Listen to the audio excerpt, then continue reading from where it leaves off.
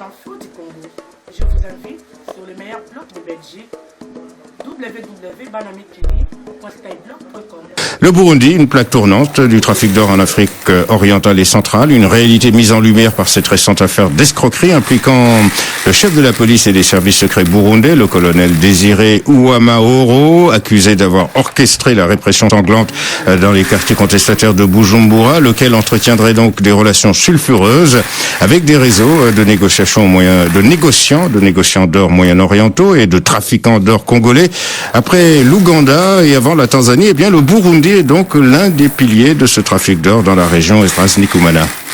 Les chiffres parlent d'eux-mêmes. 411 kilos seulement, c'est la quantité d'or que le Burundi a exporté officiellement vers Dubaï en 2015, du moins celle communiquée par le ministère burundais des Mines au groupe d'experts de l'ONU sur la RDC. Mais la réalité est tout autre. Ces experts sont allés vérifier à Dubaï et ils ont constaté que les importations d'or en provenance du Burundi, inscrites dans les registres pour l'année passée, dépassaient de près de 3 tonnes, c'est-à-dire de plus de 7 fois le chiffre annoncé par Bujumbura. D'où provient dans ce cas tout cet or exporté par le Burundi? Le gouvernement et les principaux exportateurs n'ont pas répondu à cette question, selon le rapport des experts onusiens. Leurs enquêtes ont toutefois révélé qu'à côté d'une petite production locale, la plus grosse partie de l'or exporté par le Burundi provient surtout du sud Kivu et du nord Katanga, dans la très trouble RDC, après avoir transité par Bukavu puis Goma à l'extrême est de ce pays. De l'or qui proviendrait des groupes armés congolais, des FARDC ainsi que des miliciens autour rwandais des FDLR.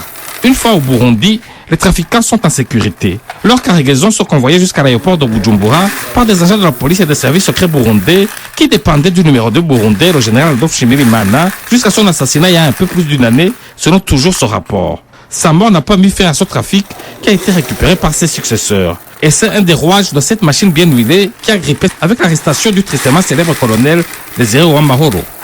Esdras Nikumana a noté que le Rwanda serait peu impliqué dans ce trafic d'or. Malgré tout, ce pays s'est plutôt spécialisé dans celui de l'étain, du coltan et du tungstène en provenance de RDC, notamment trafic tout aussi juteux, sinon plus que celui du métal jaune.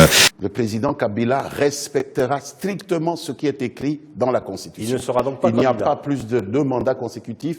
Il n'y aura pas plus de 2 mandats consécutifs. Et je vais vous répéter ce que le président nous a dit. En 2016, il y aura dans ce pays un passage de flambeau civilisé entre un président qui sort et un président qui entre. Kabila va partir. Il faut que Kabila puisse partir.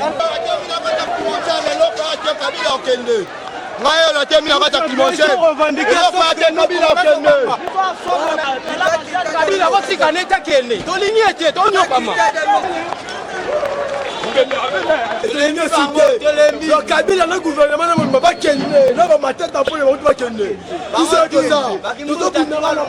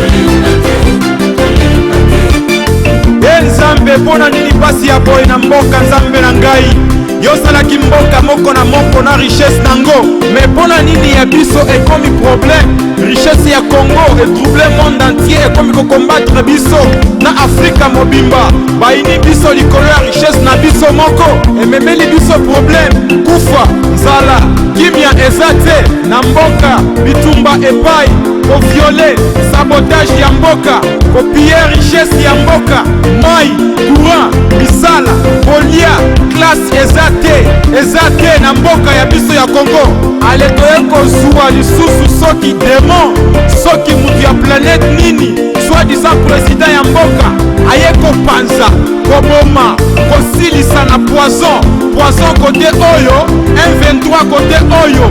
Bana Congo, botelema, bolamuka, oyo ekomi tango ya kopapa, ya kosasa, ya kokata monguna azoko bebisa mboka.